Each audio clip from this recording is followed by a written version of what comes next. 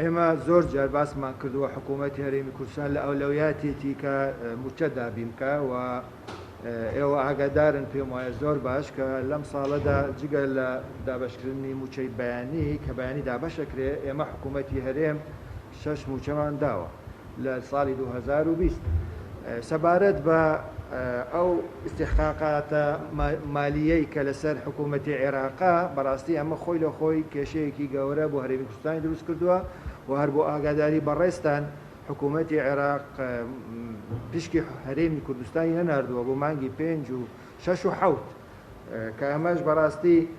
وای کردووەکەەوە موچە دوا بکەوێ و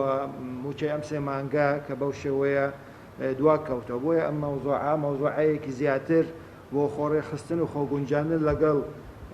ئەو خشتەیەی کە دابەشکردن موچەی حکوومەتی فەدراڵەوە دایناوە ئێمە بێ خۆمان لەگەڵی بگونجێن لەبەر مەسائلی فەنیە مەسائلی ئیداریە